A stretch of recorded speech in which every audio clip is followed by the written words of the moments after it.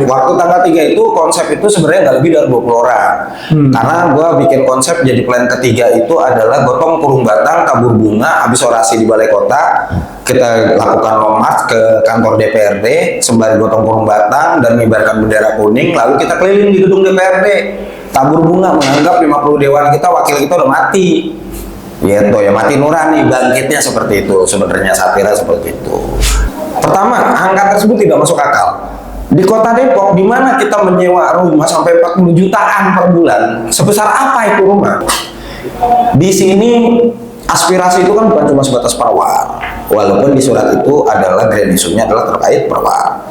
Kita di sana juga membahas tentang warga miskin, bagaimana pemerintah mengakomodir warga miskin yang ada di kota Depok. Sebenarnya yang harus diperbaiki oleh pemerintah kota adalah data dari BPS kita. Ketika DTKS ini kita bisa perbaiki dari mulai tingkat lingkungan terkecil, tingkat RT dan RW, tapi secara fair ya, secara bijaksana, nggak melulu tentang like dan dislike-nya. Pendidikan itu kan amanah undang-undang. Pendidikan ini tidak memikirkan yang kaya dan miskin. Contoh, anak saya miskin, saya dari keluarga miskin, abang dari keluarga kaya. Negara ini tidak boleh melihat itu. Kemudian angka pengangguran yang memang masih tinggi di kota Depok. Apakah kita perlu berkolaborasi, bersinergi dengan kota-kota lain? Mengingat apa? Mengingat kota Depok ini kan kota industri. Oknum di balik penggerak dari penyusup ini kayaknya sudah membaca karakteristik dari pelajar Indonesia. Banyak orang bicara di luar sana bahwasanya ujung tombak kondusivitas di Jabodetabek ini terpusat di kota Depok. KPN karena gue menganalisa tentang perkembangan Hatta, jadi gue ambil berkala dari dia sebelum menjabat sampai jabatan tertinggi. Pembatalan tersebut terjadi ya karena kita melihat kondisi dan masyarakat kota Depok. Kita nggak mau kekisruhan ini, chaos ini berimbas ke kota Depok, yang dimana nanti akan berimbas kepada pengusaha-pengusaha di Margonda sana. Pasti. Ekonomi kita pasti lumpuh. Tapi tetangga-tetangga kita, bahkan sampai kita tracking pun sebenarnya orang-orang yang malah pengen kisruh, rata-rata akunnya itu akun botak, dikunci. Orang kayak Bang Adi Suman dengan vokal ya, gue ngomongnya vokal ya kan. Ada nggak sih yang nawarin masuk partai politik tertentu gitu?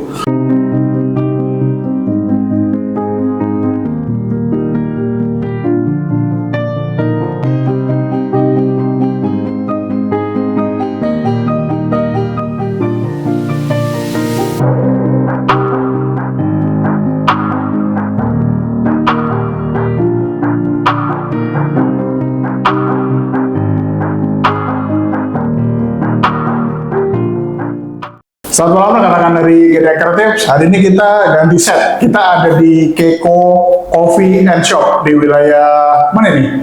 Tugu ya? Tugu juga ya. Nah hari ini kita kedatangan tamu orang terkenal. Tanda tangannya beredar di mana-mana. Luar biasa tanda tangannya. Koordinator aksi. Tanda tangannya Adi Suman. The one and only Adi Suman. Jadi kita terima kasih udah dikasih kesempatan buat ngobrol nih Bang. Jadi Abang ini juga jatuhnya pegiat sosial. Jadi pegiat sosial juga, ada tim advokasi juga, ada bagian dari media juga. Kalau kenal namanya Info Depok, ya beliau juga yang orang Info Depok juga. Jadi kita mulai aja Bang. Siap. Podcastnya. Salaman dulu. Sehat kan Bang Adi? Alhamdulillah sehat. Saya belum mengenalkan diri, saya Andika Bang. Siap Bang Andika. Ya, saya Andika, saya sebagai host GDA di sini, Gedeak Kreatif. Jadi yang pertama kali saya tanya adalah kesibukannya sebenarnya apa sih Bang? Abang nih aktifnya di mana aja? Tadi karena saya nebak-nebak Abang jadi kayak pegiat sosial lah. Sebenarnya Abang nih pekerjaan utamanya ngapain sih sebenarnya? Kayak pertanyaan yang agak rumit ini. Oh, malah lebih susah daripada demo ya?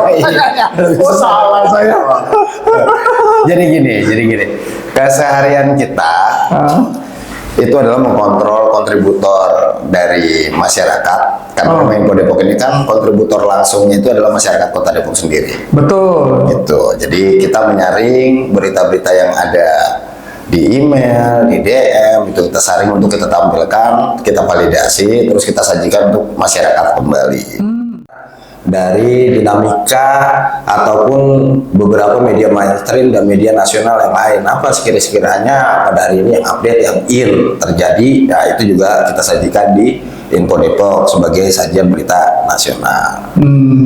Di lain itu, Info Depok juga memiliki pergerakan kemanusiaan namanya Relawan Info Depok yang memang bergerak kesehariannya itu mendampingi warga miskin yang tidak memiliki biaya, tidak memiliki daya upaya finansial. Kita dampingi ke rumah sakit untuk mendapatkan penanganan dan perawatan di rumah sakit hingga sehat, dan seluruh pembiayaannya kita pertanggungjawabkan. Jadi cara pertanggungjawabannya seperti apa? Pertanggungjawabannya ya semisal dia warga miskin Kota Depok, berKTP Depok, berKK Depok, yaitu kita bisa bantu, kita bisa dorong dengan UAC yang memang pemerintah Kota Depok sudah mencanangkan beberapa tahun lalu kan. Gitu. Lalu kalau untuk warga-warga yang lain gimana? Warga-warga, karena Depok ini kan sifatnya heterogen ya. Jadi banyak masyarakat yang tinggal di sini bukan masyarakat asli Depok, mereka hanya menumpang mengais rezeki. Seperti itu, numpang tinggal. Kayak gue dong, numpang tinggal. Kayak gitu. Namun mereka tidak mengubah datanya walaupun sudah tahunan tinggal di Depok. Sehingga terjadi kendala di lapangan, ya kerap kali terjadi warga Depok yang tinggal tahunan di sini, namun tidak bisa diakomodir oleh pemerintah karena kakak data kependudukannya belum dirubah. Banyak tuh bang? Banyak. Persentase lumayan lah. Kayak gue nih kakak Jakarta, saya ada apa-apa di Depok, repot lah gitu. Nah betul, itu banyak. Nah itu kita sekaligus mengedukasi masyarakatnya juga. Jika masyarakat tersebut dengan kategori tersebut masih ingin mendapatkan manfaat dari pemerintah Kota Depok, ya mereka wajib kita edukasi untuk memindahkan data kependudukannya. Karena bagaimana mungkin pemerintah Kota Depok mau mengakomodir sementara dia berdata kependudukan di wilayah lain. Namun tetap pasti akan kita bantu, karena biar bagaimanapun pasti akan ada solusi. Kayak kemarin waktu ke Ciamis, waktu kita bantu warga Ciamis, warga miskin Ciamis, warga tersebut malah justru tidak memiliki data kependudukan, memiliki data kependudukan hanya KTP. Dan KTP-nya itu pun KTP jadul, yang tulis tangan pakai pulpen tanda tangannya. Serius, gue belum pernah lihat. Orang KTP-nya tulis tangan, gue belum pernah lihat, demi Allah belum pernah lihat. Nah, sehingga apa yang terjadi? Nah itu kebetulan saya pribadi minta tolong sama teman-teman Hermina, manajemen Hermina untuk mengakomodir warga tersebut. Saya bertanggung jawab di sana. Ternyata pas didetek-nya itu tidak terdetek di jaminan SJP, di komputerisasi rumah sakit yang terintegrasi sama pemerintah. Itu tidak terdetek. Di warga Cimahi itu, Ciamis, kelarnya gimana itu bang? Kalau nggak punya nikah? Warga Ciamis itu kemarin posisinya kita evakuasi pagi jam 10, terus ternyata Allah lebih sayang jam 8 itu sudah meninggal dunia jam 8 malam. Nah akhirnya dari manajemen dan jajaran direksi Hermina, alhamdulillah tuh ngebantu kita buat menolakkan pembiayaannya gitu. Nah besok paginya pas kita mau pemakaman memang agak terkendala biaya juga, namun karena memang ada bantuan juga dari pengurus lingkungan setempat, dibantulah kita untuk liang lahat. Sisanya kita ngakomodir sampai akhirnya kita terhubung sama Bupati Ciamis, Pak Heryat gitu. Pas kita terhubung sama Kang Bupati, akhirnya kita komunikasi langsung bypass ke keluarganya. Kang Bupati Ciamis pun langsung memberikan bantuan uang duka kepada keluarganya langsung. Seperti itu sih. Jadi teknologi kan semakin berkembang, komunikasi juga semakin mudah lah ya, lebih mudah lagi. Jadi yang terpenting adalah bagaimana cara kita membawa komunikasi ke pemerintah-pemerintah, pejabat-pejabat terkait. Itu aja sih, selama komunikasinya baik, terarah, terukur, dan pas, berintegritas, insya Allah pejabat terkait pun akan nengok, akan bantu. Gitu sih. Kayak politisi ngomongnya. Apa? Besok bendera apa kita? Besok bendera apa kita? Aduh. Oke, terus ngomongin aksi kemarin tanggal 3 September bang. Ini idenya pure dari lo, apa idenya dari lama, apa kawan-kawan dari relawan? Terus menuntut apa sih kalian sebenarnya? Sama isu-isu terpenting apa sih? Karena kan hari itu tuh kayak berbarengan ya, 29, 30, 31 tuh pecah tuh bang di Jakarta lah, pecah banget itu. ceritanya gimana gitu, terus awalnya dulu deh, gimana tuh ceritanya Pak? Berawalnya sih sebenarnya gini ya, imbas dari keprihatinan saya pribadi kepada wakil rakyat kita yang duduk di DPR RI sana, karena sudah terlalu banyak mengeluarkan statement-statement yang nggak penting, yang malah justru menimbulkan kekisruhan di tengah-tengah masyarakat. Sehingga apa? Masyarakat ini mencari tahu apa sih sebenarnya yang telah didapat oleh pemerintah dan wakil rakyat ini, gitu. Tunjangan-tunjangan apa sih yang mereka dapatkan sehingga mereka sampai seperti ini, sampai udah buta nurani, buta pikiran, sehingga tidak bisa berpikir sehat lagi nih wakil-wakil kita di sana.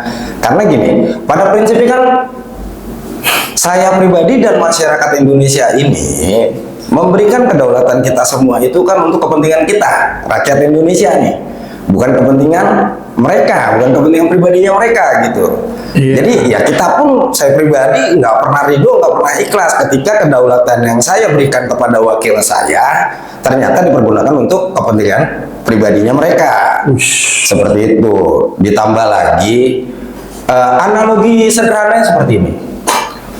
Wakil rakyat kita tidak pernah kepusingan memikirkan kayak token listrik, biaya sewa rumah kontrakan. Beda dengan mayoritas rakyatnya. Yang kontrakan 500 sampai 1 juta sebulan aja masih empot-empotan. Masih harus banyak yang harus gantung diri karena begitu mirisnya untuk cari uang. Token listrik yang bunyinya udah nggak karuan, sehingga terpaksa ya mending balik lagi ke zaman gelap. Ya banyak lah. Kita juga di Info Depok kan ngakomodir sosial kemasyarakatan juga. Jadi kita tahu polemik di akar rumput itu seperti apa. Kita dari nolong orang sakit itu bisa sampai ke pinjam buat token listrik, ke gas habis, ke anak di rumah belum makan, banyak hal-hal kayak gitu kita hadapi. Banyak. Jadi polemik ini berkesinambungan. Ditambah lagi, perwal ini sebenarnya terus terang saya baru tahu itu di tahun 2023 terkait Perwal nomor 97 tahun 2021. Mengenai sewa rumah dinas, tunjangan sewa rumah dinas. Tepatnya itu untuk ketua 47,1, untuk wakil ketua itu 43,1, dan untuk di bawahnya para anggotanya itu kalau nggak salah 32,5 juta per bulan. Sehingga apa? Yang terjadi penyelewengan anggaran atau dapat patut diduga penggunaan anggaran di Kota Depok ini tidak efektif, tidak sesuai, karena masih banyak pos-pos yang memang harus kita pikirkan, harus kita prioritaskan untuk dianggarkan dan jauh lebih efektif dan berlebih berkah ketimbang kita memikirkan tunjangan dari sewa rumah dinas tersebut. Angka tersebut tidak masuk akal. Di Kota Depok, di mana kita menyewa rumah sampai 40 jutaan per bulan, sebesar apa itu rumah? Ditambah lagi anggota-anggota dewan kita kan notabene adalah karipan lokal sini semua kan, yang notabene sudah memiliki rumah mewah, bahkan lebih dari 1. Nah, terus untuk apa lagi ini gitu? Perwal ini untuk apa lagi? Banyak hal yang bisa kita poskan, kita pikirkan, kita prioritaskan. Terlebih di kanan kiri kita guru honor pun masih banyak yang belum dimanusiakan. Anggota-anggota terkecil kita, limas kita di tingkat kelurahan, teman-teman bisa lihat gajinya cuma 350.000 honor, itu pun honor per bulan. Bayangkan, mereka itu semuanya orang berkeluarga, itu tidak ada yang memikirkan sama sekali. Padahal ketika ada masalah apa-apa, yang paling dilibatkan, paling utama, yang paling duluan ditelepon adalah limas petugas keamanan setempat. Nah sekarang kan permasalahan utamanya adalah ide muncul awalnya itu berapa orang bang? Lo doang? Apa semua? Apa karena relawan? Gue sendiri. Oh lo sendiri? Gue sendiri. Gue ini kan tipikal gini. Gue itu selalu menciptakan aksi demonstrasi yang agak unik. Contoh, gue pernah demo Gunung Sampah TPA Cipayung. Itu bahkan sampai media Reuters Inggris yang meliput. Kalau itu luar biasa, kalau itu sampai internasional. Karena gini, gue itu selalu mengkonsep sebuah demo itu dengan satir. Gue nggak demen teriak-teriak. Gue demen melakukan aksi nyata, tapi ngena di hati dan pikiran pemerintah. Jadi gue nggak perlu teriak-teriak, nggak usah capek-capek gitu. Jadi semua konsep gue pasti konsepnya satir. Gue lebih suka membuat hal yang satir namun bisa gue akomodir kondisivitasnya, keamanan, kenyamanan peserta aksinya, dan kan nggak perlu banyak. Nggak perlu banyak. Waktu demo Gunung Sampah itu cuma 9 orang. Gue cuma cukup masang tenda 2, gelar banner 2 di atas, gitu. Tapi kejadian yang ini tadinya mau berapa banyak yang datang? Kalau kejadian ini, Tanggal 3 nih ngomong. ya, waktu tanggal 3 itu konsep itu sebenarnya nggak lebih dari 20 orang. Karena gue bikin konsep jadi plan ketiga itu adalah gotong kurung batang, tabur bunga, habis orasi di balai kota, kita lakukan long march ke kantor DPRD, sembari gotong kurung batang dan mengibarkan bendera kuning, lalu kita keliling di gedung DPRD, tabur bunga menganggap 50 dewan kita, wakil kita udah mati. Gitu ya, mati nurani, bangkitnya seperti itu sebenarnya, satira seperti itu. Itu sih konsepnya sebenarnya udah diterapkan. Oke. Terus tiba-tiba kok gue bingung nih, apa tanggalnya milihnya bisa sama ya? Tiba-tiba 30, 29, 30, boom, Jakarta, terus lo ke hari berikutnya gitu. Apa lu pilih tanggal lebih dulu, apa emang udah masuk duluan tanggalnya, apa kejadian si kehebohan nabrak ojolnya itu kok bisa bebarengan gitu? Oh, siap. Jadi aksinya demo itu sebenarnya dilempar itu ke publik ya, bukan pemberitahuan ke teman-teman Polres Metro. Jadi ke publik itu dilempar, kita strategikan di tanggal 1 September malah. 1 September di hari Senin. Namun pas kita ke Polres, demo kita berubah menjadi tanggal 3 gitu. Itu kita strategikan karena apa, kita sudah tahu kan polemik sudah terjadi, dinamikanya sudah banyak. Waduh. Gitu kan, udah macam beragam. Makanya kenapa lah kemarin itu kita akhirnya membatalkan aksi demo tersebut, ya itu sebenarnya karena pemikiran kebijaksanaan kita aja melihat situasi kondisi yang terjadi kan. Kayak gitu. Karena di berbagai kota kan sudah banyak aksi bakar-bakar pos polisi, gedung DPRD, sudah nggak kondusif kan. Yang pada akhirnya hanya tercatat, kalau saya nggak salah ya, waktu tercatat itu hanya Depok dan Tangerang Selatan yang masih kondusif. Namun ternyata besok paginya setelah kita membatalkan demo, rumah Bu Menteri kita Sri Mulyani ternyata di Tangerang Selatan. Akhirnya tercoret juga, mereka tidak kondusif kan. Jadi ya sisanya cuma kota Depok. Ya. Alhamdulillah. Alhamdulillah. Gitu, yang bisa berpikir bijak masyarakatnya sama pemerintahnya gitu. Udah tuh ya, tiba-tiba lo waktunya sama. Terus yang kedua, nah kok tiba-tiba batal? Naik nih, beredar tanggal 4 atau tanggal 5 tuh tanda tangan lu beredar lagi kemana-mana Bang. Bahwa wah ini Bang Suman ini, Bang Adi Suman nggak jadi. Nah itu yang saya lihat, yang gue lihat cuma lu foto sama Bang, video lah ya, video Bang sama Bang Adi Supriyatna, sama Pak Supian Suri, sama Pak Kapolres, Kapolres apa Wakapolres? Pak Kapolres, Pak Kapolres ya. sama Pak Dandim. Pak Dandim. Nah itu gimana ceritanya? Terus kok berhenti aspirasinya yang tadinya mau rame jadi enggak? Sediterima itukah atau gimana kok langsung keredam gitu? Gue cukup salut ya malu ya, karena nggak kayak yang lain ya. Yang lain kan nggak bisa keredam dan Betul. terjadilah bakar membakar Betul. dan lain-lain. Itu gimana sejarahnya itu, Monik? Jadi tepatnya itu jam 10 pagi di hari Sabtu itu gue membangun posko persis di samping ITC di Metro Starter. Setelah bangun posko, cetak banner sekitar jam 1 jam 2 siang baru banner selesai dicetak. Setelah itu kita publikasikan, ternyata antusias masyarakat, terlebih notabene member Info Depok ya, langsung antusias banget untuk mengirimkan aqua untuk peserta aksi ke posko kita. Nah, di situ memang teman-teman kepolisian juga turut mengkontrol dari Polres Metro Depok, itu turut mengkontrol keberadaan posko kita. Mereka kan juga harus menjaga kondisivitas ya, terlebih di lapangan sudah kisruh seperti itu kejadiannya. Nah, sampai pada akhirnya di sore hari selepas maghrib, saya pribadi dan teman-teman membuka ruang komunikasi bagaimana sekiranya aspirasi tersebut dapat diterima dengan bijaksana oleh Forkopimda. Forkopimda, Forum Pimpinan Daerah. Oh, oke. Forum Komunikasi Pimpinan Daerah. Forum Komunikasi Pimpinan Daerah. Kita minta waktu itu langsung ke teman-teman Polres bahwasannya sekiranya aspirasi ini bisa diterima langsung kepada pihak yang berwenang, yaitu Wali Kota Depok dan Ketua DPRD Kota Depok sebagai perwakilan dari eksekutif dan legislatif. Karena memang permasalahan perwali ini kan ada di mereka ya. Betul. Itu kebijakannya. Sampai pada akhirnya diterima dan disepakati jam 8 di ruang wali kota Depok. Di ruang Pak Sopyan sendiri. Akhirnya jam 8 itu kita jalan dari posko sampai ke balai kota.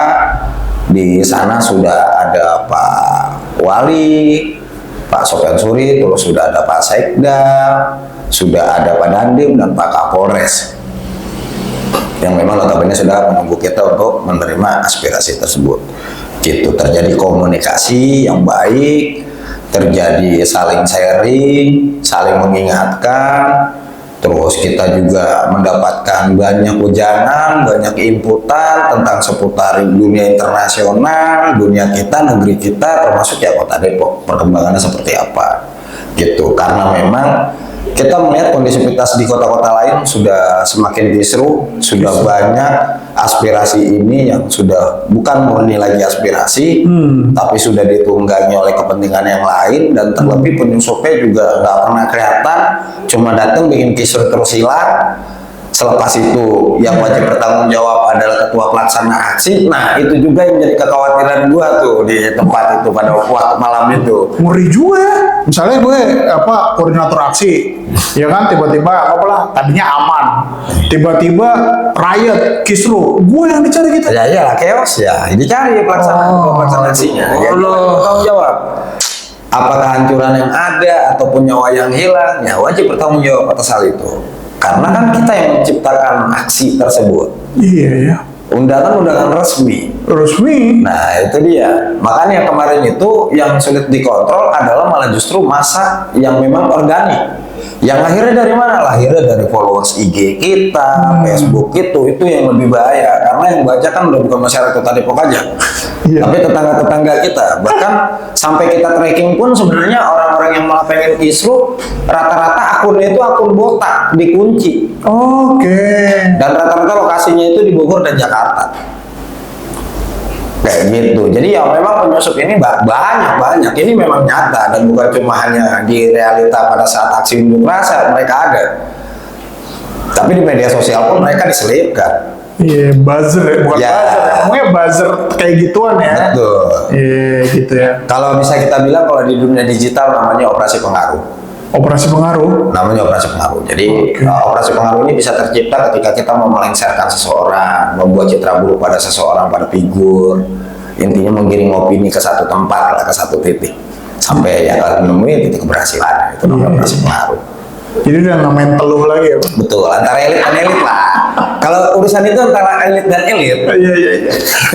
Jadi udah nggak pakai teluh ya, mainnya pakai jari ya. Wah, akhirnya apa serang pembunuhan karakter. Bahasanya pembunuhan karakter. Betul, ngebunuh karakter. Kayak gitu. Lu pada saat ketemu Pak Dewan, Pak Sopyan Suri, sampai ngomong apa gitu, sampai adalah gue berhenti deh, yakin gitu, lu bener yakin berhenti, karena kan maaf nih bang, karena kan kalau mungkin lu semangat gitu ya ngomong ya, momentum itu adalah kapan lagi, mumpung lagi rame, kan lagi kisruh ini ya. Dari tuntutan yang lu cerita tadi perwal, dari tuntutan yang lu bilang apa yang udah langsung disampaikan ke mereka, apa yang benar-benar membuat lu yakin gitu, dan pasti didengar aspirasi gue berhentiin. Di luar tadi lu bilang, gue takut ntar kalau rakyat aksi gue kena ya kan. Apa sih sebenarnya yang membuat lu yakin? Karena kan tadi lagi balik gue bilang, mumpung nih kalau orang tuh mumpung bakar-bakar sekalian gitu, sekalian rame biar seru gitu ya. Gitu ya. Ya, tapi kan enggak, kenapa itu?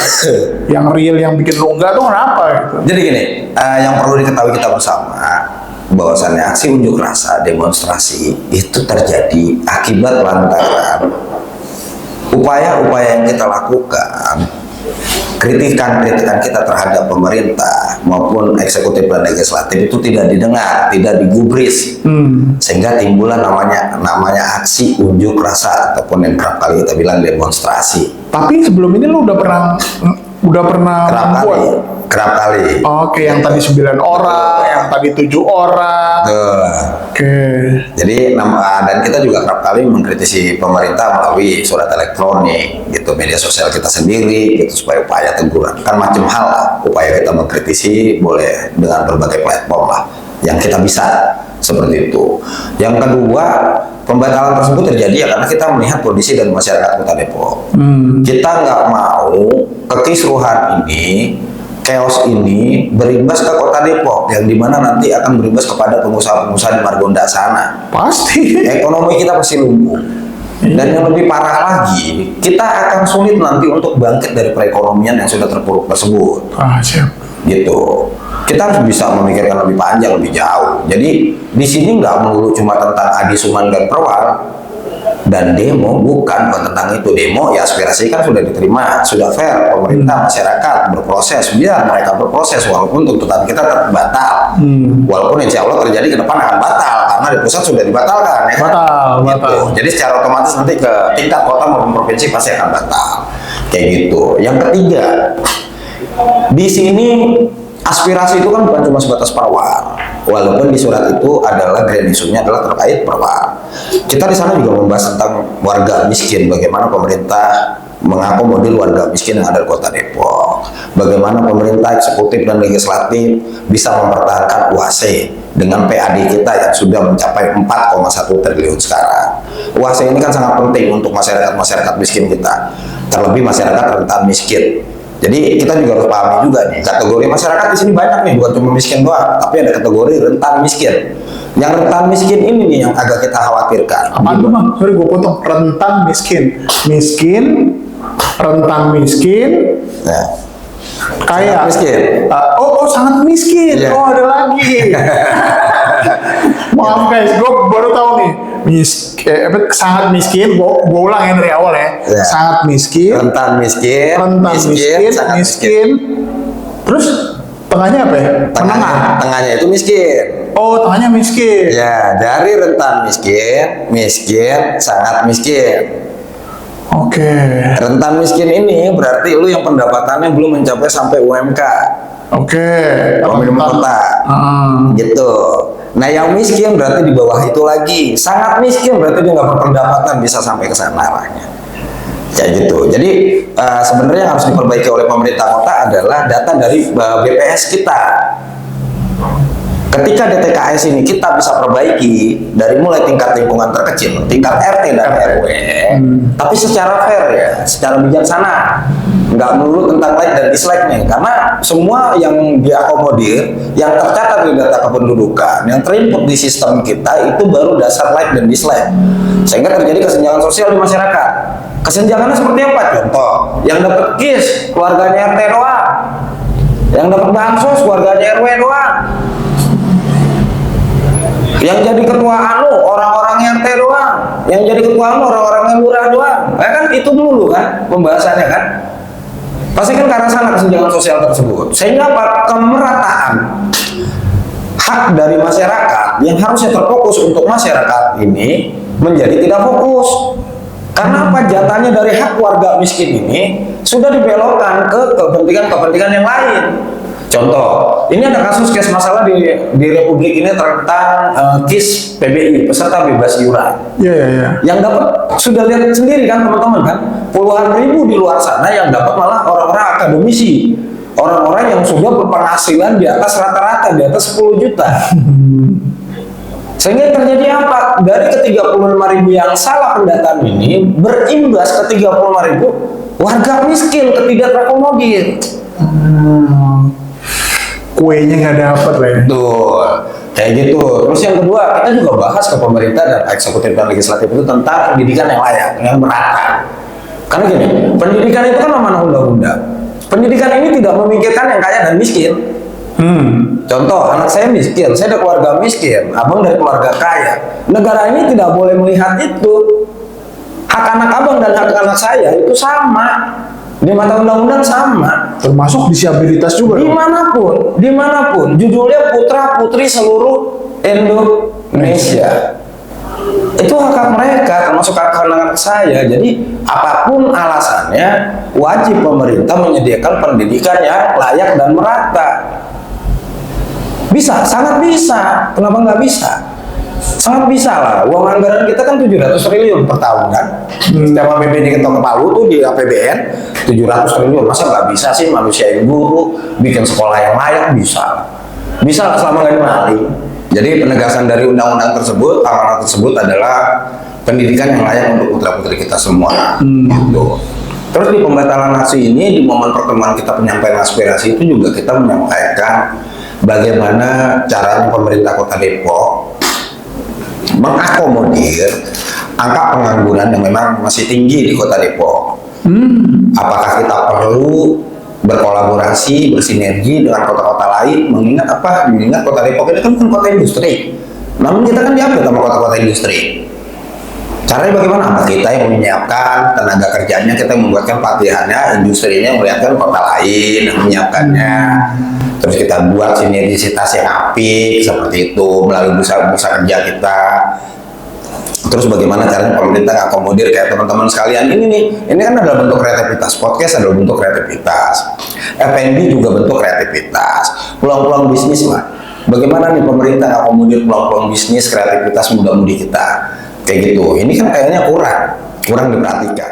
Pemerintahnya aware, tidak memandang-pandang bulu ya, melihat jauh terlepas dari belenggu. Insya Allah Kota Depok akan jauh lebih maju. Dan insya Allah depan juga wali kota kita Sofyan Suri ya tidak menutup kemungkinan dia akan menjabat 5 tahun ke depan setelah belajar dari semua ini. Iya, bijaksana gitu, dan itu adalah bonus buat dia juga karena kan cobaannya berat banget. Betul.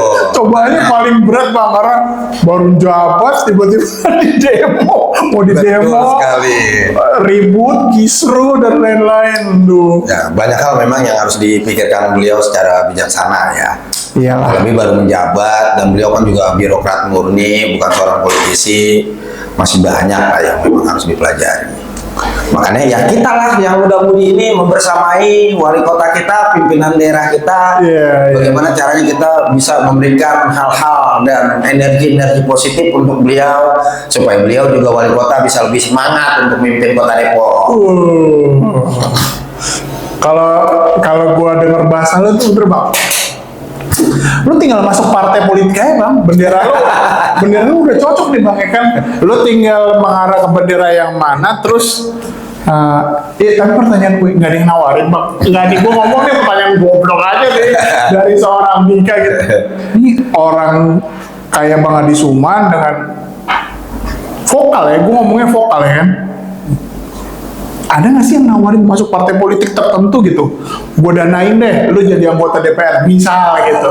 Lu ada pengen apa nggak sih kayak gitu?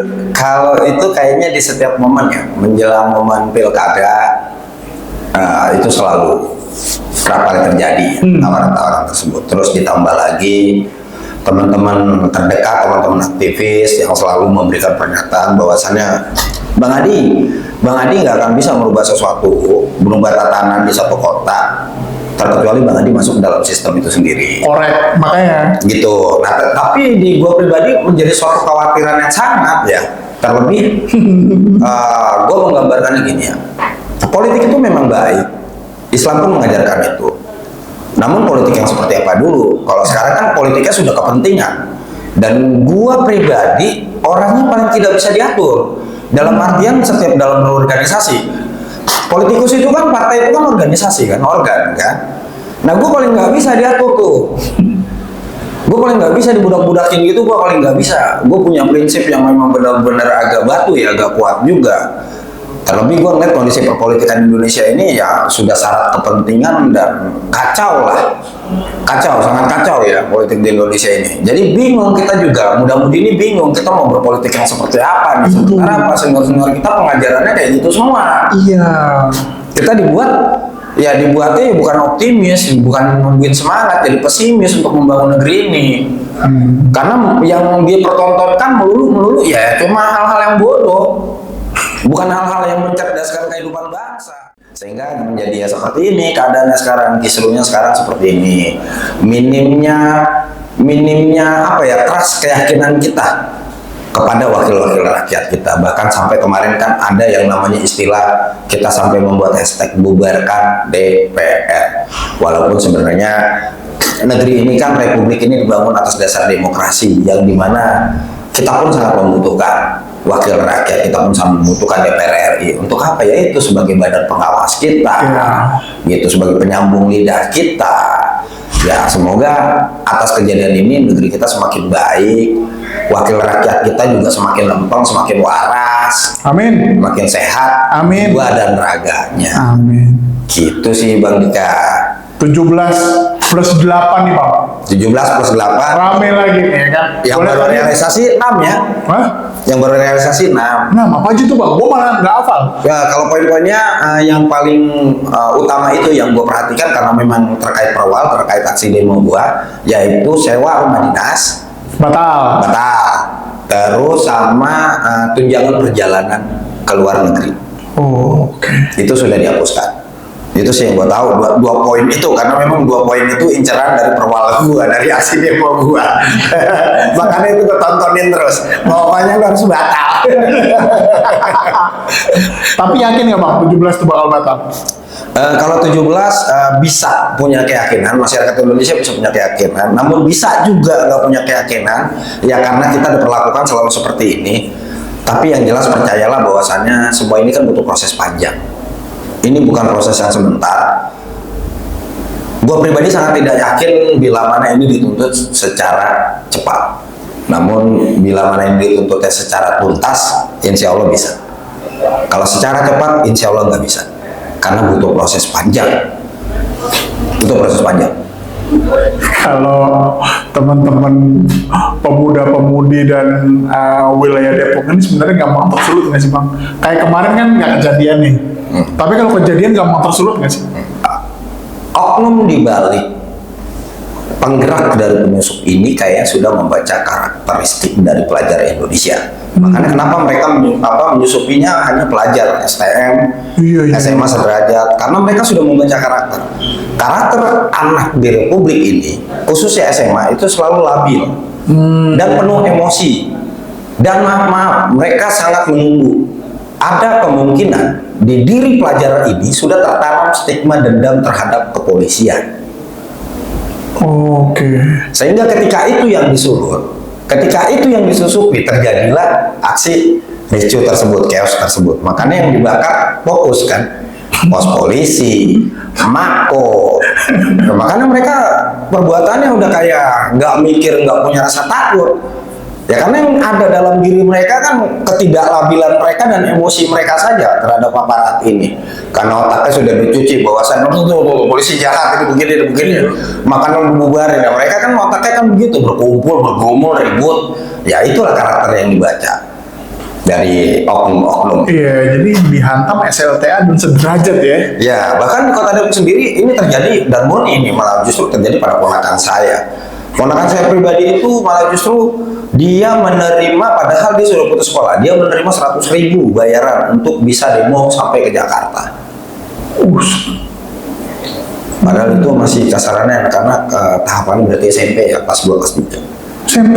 Ya, itu dia dibayar, dia yang bicara sendiri, dia yang dibayar. Dia dibayar 100.000, dikasih makan. Gitu. Hanya oknumnya saja yang belum dapat. Kita lacak sampai saat ini. Oknumnya siapa yang bayar? Manusianya dari mana, kayak gitu. Itu lu sampein nggak sih Bang waktu ketemu sama jajaran-jajaran kayak kepolisian? Oh enggak. Kalau ini baru membahas di sini. Kalau kemarin itu pembahasan kita ke teman-teman polisian, karena kita sudah sama-sama tahu, jadi lebih ringkas. Jadi nggak ada penjelasan di situ, karena kita semuanya sama-sama tahu. Ini elit lawan elit ini. Ini pergerakannya lawan pergerakan mana kita sudah sama-sama paham. Walaupun itu agak sulit dibuktikan ya, namun semua pergerakan pun agak kelihatan. Contoh, pergerakan-pergerakan di tahun 2025 ini itu mirip-mirip di tahun 68. 68? Ya. Bukan 98 ya? Bukan, mirip-mirip juga di tahun 98. Namun kekacauannya lebih pahit di tahun 2025 apabila kemarin terjadi. Benar. Jadi gini, Banyak orang bicara di luar sana bahwasannya ujung tombak kondusivitas di Jabodetabek ini terpusat di kota Depok. Oh gitu. Jadi kalau memantik, karena ini kan sifatnya itu yang tadi gue bilang heterogen. Di sini makhluk mana aja bertinggal di sini, bukan masyarakat asli Depok. Makanya agak sulit di sini kalau buat mantik kekisruhan agak sulit. Buat mantik chaos di sini agak sulit. Tapi ketika dia chaos ya itu jadi barometer. Kalau Depok sudah chaos ya sudah semuanya chaos. 98 chaos nggak bang? Gini deh, teman-teman pernah ingat nggak waktu kasus kerusuhan Ambon? Ambon ya. Ya, kenapa pusatnya di Ambon? Kenapa Ambon yang dituju? Nggak tahu. Karena Ambon adalah toleransi nomor 1 di dunia. Oh iya betul. Orang yang memiliki toleransi paling besar di dunia, makanya digoyang di situ. Karena toleransinya, ketika yang punya toleransi paling besar di dunia, dia goyang, ya berarti bisa digoyang Indonesia. Betul. Terjadilah Bali lagi. Ya. Karena Bali di sana semua pemuka-pemuka adatnya itu dia kan patokannya sama pemuka adat sama kayak Ambon, bapak Raja Besi. Jadi dia raja. Kalau di sini namanya apa gitu, gue lupa ada tuh. Cakalang apa gitu dah. Maunya itu dia. Maunya masih ada tokoh adatnya. Insya Allah dia masih bisa kondusif. Tapi yang akan dianggap pasti itu dulu. Yang punya sifat-sifat pokoknya yang punya demokrasi tinggi, yang punya toleransi tinggi itu pasti dihantam. Kalau mau mancing kekisruan ya dari situ. Dulu kita juga sempat terjadi waktu zamannya Sampit sama Madura. Oh ya. Sampit sama Madura itu dari leluhur mereka. Gara-gara kejadian itu sampai dipisah. Cucu Madura yang cucu Kalimantan itu dipisah sama mereka, dikembalikan ke tanah kelahiran masing-masing. Sampai saking begitunya tuh. Iya tuh. Cuma buat misahin. Keras tuh konfliknya. Kenapa? Mereka sudah terlalu nyatu antara Dayak dan Madura. Makanya ada upaya elit untuk buat misahin mereka ya karena mereka terlalu menyatu.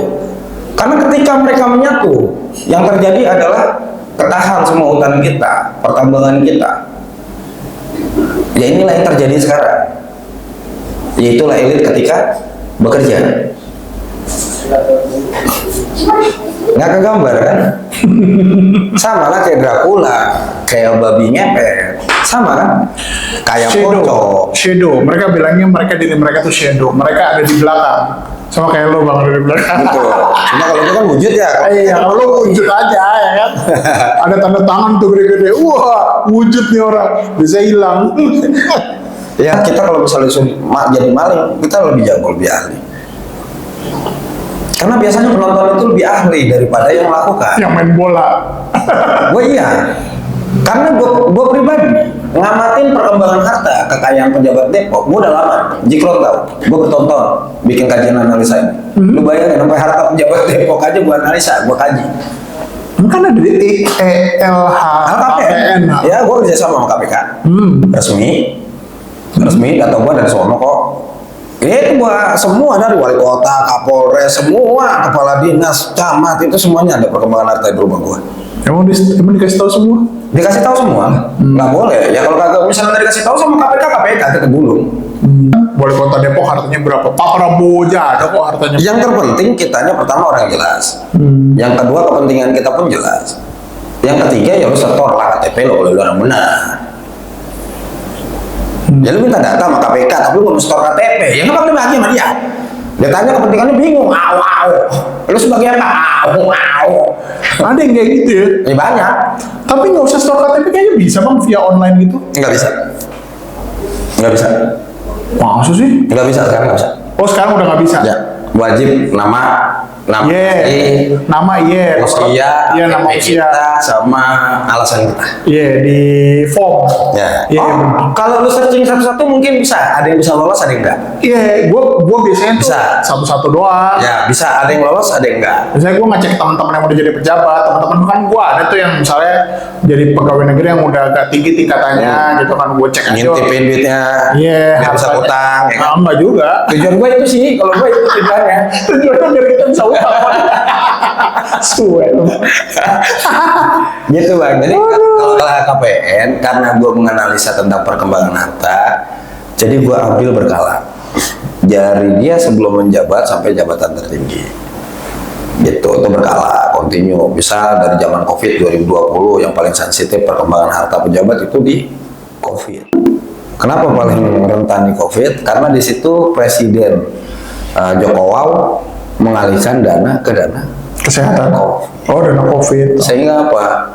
Banyak maling tercipta di sana. Jadi kalau lo mau melihat perkembangan harta kekayaan pejabat paling signifikan di antara tahun 2020 dan 2021.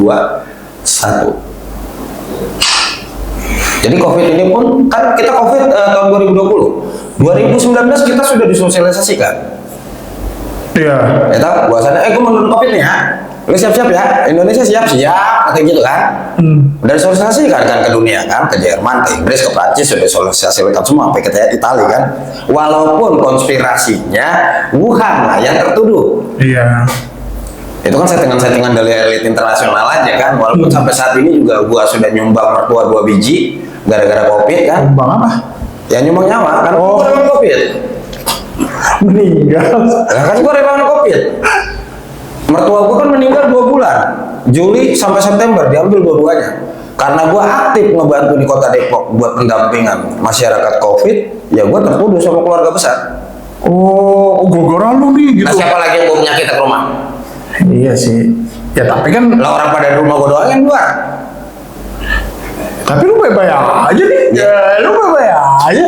Kalau gua sekeluarga, kalau kita ngomong kesehatan ya. Kalau gua sama istri, waktu habis meninggalnya orang tua, kita pribadi 1,5 bulan itu nggak bisa keluar rumah. Kita pribadi itu memang disupport sama pemerintah dan lingkungan semuanya. Pokoknya jangan sampai anak ini keluar gitu. Karena pas sudah ketahuan kedetek di ayah kan bulan Juli tuh jam 3 pagi kedeteknya. Sementara malamnya itu gue geser nyokap ke RSUD. Dari RSUD IGD gue kebut ke rumah ke Mekarsari ngurusin jenazah ayah. Baru bulan Septembernya mama nyusul setelah kita ngabdi. Gitu, makanya jadi tertuduh. Karena dulu gue pribadi kan waktu nyokap dirawat di RSUD pun gue minta tolong sama relawan. Sampai akhirnya relawan-relawan juga ketular. Relawan waktu itu alhamdulillah ada sekitar 5-6 orang yang kena COVID, termasuk gue sama istri ya. Cuma alhamdulillahnya nih bang, bersyukurnya ya dengan pergerakan yang udah gue lakukan sampai saat ini. Alhamdulillahnya, pertama gue selalu dimudahkan langkah gue selalu dimudahkan walaupun hanya sekedar nyari beras-beras seliter, walaupun hanya sekedar keluarga sakit butuh bantuan. Nyokap gua tinggal di Jakarta, tapi nyokap gua setiap masuk ICU, nyokap gua kan menderita jantung dan gagal ginjal. Setiap masuk rumah sakit ICU, dia tuh tinggal milih rumah sakit mana di Kota Depok dan dokternya siapa. Oh, luar biasa kali Suman. Realita itu. Dan berebut, teman-teman rumah sakit berebut. Ketika nyokap sakit misalnya nih, nyokap sakit, ngeliat dari status WA gua aja, itu udah pasti teman-teman berebut. Manajemen direksi berebut, bawa sini Bang Adi, bawa sini Bang Adi gitu. Bahkan kalau misalnya gue ngelarang nyokap ya gue malah yang dimarahin orang rumah sakit. Namanya juga orang tua Pak Adi, apa begitu. Ntar gue tinggal taruh ICU nih, gue tinggal aja udah begitu. Ntar 3 minggu dikabarin perkembangannya tiap hari, gue dijapri nih sama temen-temen yang jaga ICU, perawat. Perawat sampai mana, sampai sembuh, sampai pulang tuh gue dikabarin sama direksi. Udah begitu aja. Banyak sih, banyak kontaknya. Berkahnya banyak nolong. Banget. Lo kan ngurusin banyak orang, Bang. Ngurusin itu doang. Rezekinya dari sisi yang mana aja jadinya. Betul, dan terlebih sekarang kan tiap tahun gue jadi bisa menyekolahkan banyak warga miskin. Sekolah negeri. Oke. Nah, gue kan sering memperhatikan kalau di Kota Depok ini melulu jual beli bangku sekolah kan. Oh. Ya tau, jual beli bangku sekolah tingkat negeri kan. Nah, kalau gue tukang ngasih bangku sekolah biar pada kesel. Biar pada kesel. Jadi gue yang mencontohkan. Gue kasih contoh-contoh ke oknum-oknum penjual beli bangku sekolah, bahwasannya gue juga ngasih contoh edukasi juga ke masyarakat, bahwasannya ingat ya, sekolah itu gratis tanpa uang gitu. Gue juga ngasih contoh ke teman oknum yang lain, bahwasannya tuh gue aja ngebantu sama dia masih mikirin seragam dia loh. Boro-boro gue ingat buat minta ke warga miskin ini gitu. Kadang-kadang gue juga suka mikirin perasaan sama otak temen-temen di mana gitu oknum-oknum. Udah tahu warga miskin, dibantu, dimasukin ke rumah sakit, kisah jadi dimintain 1 juta. Kan lucu. Udah tahu warga miskin, dimasukin sekolah SD, niatnya bantu. Begitu masuk diterakin duit. Jadi kayak gitu. Luar biasa, apalagi kalau kita bicara untuk tingkat SMP dan SMA. Nyayur, duit semua. Satu siswa itu lebih bisa sampai 5 sampai 7 juta untuk tingkat SMP. Di tingkat SMA-nya bisa sampai 20 sampai 25 juta per kepala. Jadi gue pribadi sebenarnya kalau mau kaya raya tiap tahun bisa beli Avanza. Asal mau jadi orang rusak aja, sebenarnya itu sih. Kan ini pilihan ya. Antara cuan dan berkah aja sih pilihannya, jangan pilih aja. Gitu. Iya, jangan bang. Jangan kalau jadi orang berkah emang, kelihatannya aja kayak labil, santai, tapi kan dimudahkan segala macamnya. Amin. Iya kan, kalau masalah cukup nggak cukup nggak tahu dah. Semua orang ya kembali lagi bang, kalau udah bicara cukup ya. Sebenarnya mah apapun itu selama masih kita bisa syukuri ya cukup lah. Gitu. Ya kalau kita berpikir kurang ya kurang terus bang, manusia ini kagak ada cukupnya. Bener juga sih. Nah, gua sampai saat ini udah 3 tahun, 4 tahun nggak ketemu Jikron boleh tanya, lihat pajak gua mati, motornya masih sama kan, joknya masih robek, atau gua masih dengan gaya yang seperti ini, nggak ada perubahan kan, Tron? Terkecuali ada perubahan, ya, rambut gua baru di bonding itu dari salon, sendal gua ada berubah, ada bendingan dikit gitu ya. Ini kan masih sendal yang pakai kuali kotak kemarin kan? Kedayangan gue masih super, masih nggak nyemin pisang sama kopi hitam. Nggak ada yang berubah, jangan sampai berubah. Dan gue seneng yang begini bang, gue seneng kehidupan yang seriusan yang begini, gue seneng. Iya. 17/8 kan katanya ada tenggang waktu tuh, kalau kagak katanya guys mau ada aksi lagi gitu kan. Kalau 17/8 kan masa tenggangnya sampai di tanggal 5 apa September? Iya, sudah selesai kan? Gitu, makanya itu kan masa tenggang itu kalau nggak salah bermuara dari salah satu finalis debat internasional. Kalau nggak salah ya, yang nantang langsung Saroni untuk debat tadiannya kan. Juara debat bang, tingkat internasional. Nah, itu dia awalnya dari situ, sehingga dirangkumkan dari komentar-komentar masukan-masukan dari masyarakat Indonesia, jadilah 18 plus 7 ya. Gitu. Nah poin-poinnya sebenarnya itu punishment-nya hanya dari dia saja sih gitu. Oke lah, jadi kedepannya mau apa nih bang? Mungkin ada pesan-pesan buat semua warga Depok, karena lo kan bener-bener jatuhnya warga Depok dan kontributor Depok lah ya untuk semua hal. Siap. Iya kan, grassroots gue pasti dengar beritanya. Istri gue habis melahirkan nggak bisa keluar. Telepon Adi Suman. Brojol. Ya, banyak yang bilang. Iya kan, ya begitu. Anak gua. Waktu bikin nggak ngomong-ngomong ya bang. Ya itulah bahasa gua. Kalau lagi kesel. Tapi tetap dibantu. Iya, yang kayak gitu-gitu. Ada pesan apa atau harapan apa lu ke depannya bang? Kalau harapan pribadi sih ya untuk masyarakat Kota Depok, semoga masyarakat Kota Depok ini semakin cerdas, semakin peka, semakin berani untuk mengkritisi kebijakan yang ada, dan semakin kompak, semakin solid menjaga kondusivitas sebuah kota.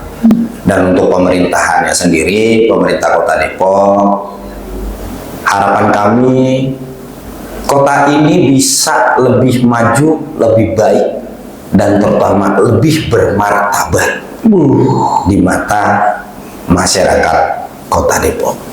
Itu saja sih. Nah itu beberapa penggal aja, tapi susah untuk beberapa penggalnya kata-kata beliau nih barusan nih, kata-kata dia Depok bermartabat, gampang ngomong itu gampang. Oke, semoga Pak Sufyan Suri bisa mewujudkan semua impian warga Depok yang baik, yang semua didengar aspirasinya. Gue sendiri juga senang banget akhirnya nggak jadi kekisruhan, nggak jadi demonstrasi. Jadi kedepannya kan nanti kalau mau aspirasi itu sebenarnya kemana sih bang? Kan kita ngomong ya aspirasi yang baik kadang-kadang nggak didengar, aspirasi yang agak-agak bersurat pas kebetulan momennya pas agak didengar gitu. Maksudnya aspirasi itu harus disampaikan kemana sebenarnya supaya ya didengar gitu. Kita sih sudah menyampaikan ya ke Pak Wali, ke Pak Sofyan Suri, dan ke Ketua DPRD Kota Depok. Tapi kan nggak japri kan? Tapi Nggak kan japri. Oh, dapat tuh suratnya lu kirim ke Betul. DPRD gitu. Makanya kita sampaikan secara langsung kemarin ke eksekutif dan legislatif bahwasannya untuk lebih aware, lebih peka terhadap kritikan-kritikan masyarakat, aspirasi masyarakat sebelum terjadi kekisruhan yang nantinya merugikan banyak pihak.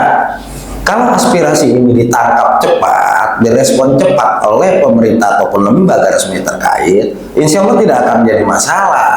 Karena kan memang sudah diserap. Tinggal bagaimana si penyerap ini menciptakan solusi bagi masyarakat tersebut. Kan gitu. Ya jangan diserap doang juga. Dikasih solusinya kagak, berantakan juga nanti kota kita. Jadi diserap, dikasih solusi. Itu yang dibutuhkan masyarakat. Jangan masyarakat disuruh kritisi. Ini kan pemerintah kerap kali begini nih, masyarakatnya yang kritik disuruh kasih solusi. Kalau masyarakat disuruh kritik kasih solusi, saya siap tapi digaji.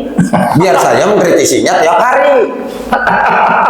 Terus pemerintah di sana, teman-teman eksekutif legislatif kita gaji untuk apa? Kita kan keringat berdarah-darah buat mikirin gaji mereka nih tiap bulan. Ya kalau mereka kan untuk digaji tupoksinya sesuai dengan itu. Ketika mereka digaji, namanya makan gaji buta dong. Kalau mereka nggak mau dengerin kritikan dan ngasih solusi kita. Kan pemerintah ini dibangunkan untuk itu, menciptakan solusi untuk masyarakatnya sendiri. Siap. Kalau masyarakat disuruh nyari solusi, ya kagak usah ada pemerintahan. Biarin masyarakat berdiri sendiri, nyari duit sendiri, ngebangun sendiri, gitu. Oke guys, obrolannya semakin hangat guys, semakin panas maksud gue. Jadi makasih Bang buat waktunya. Siap, Bang Andri. Nanti ke depan kita mau ngobrol-ngobrol lagi mungkin hal yang lain gitu. Siap. Soan ke mana nanti kita. Semuanya batal. Aspirasi sebagian udah diterima, tapi tetap dikritisi maru sih kan. Wajib Dikritisi kan. wajib mengkritisi. Karena aspirasinya kalau teman-teman mau ngirim aspirasi mungkin bisa DM dari kemana sih Bang DM-nya kalau mau ngomong lo kalau DM-nya boleh ke Info Depok, ke IG resmi Info Depok _Info Depok ID. ya Gitu. itu jadi lo tuangin aja di situ guys, ada apa mungkin kalau aspirasinya kan kalau dari Bang Adi lebih didengar, lebih dikenal maksudnya sama pemerintah kota. Boleh. Ya lebih dikenal, kalau kita kan siapa kita ya kan. Jadi gue undur diri nih dari Keiko Cafe. Makasih ya Bang. Sama-sama Bang Andika. Oke, selamat malam. Makasih. Malam semua.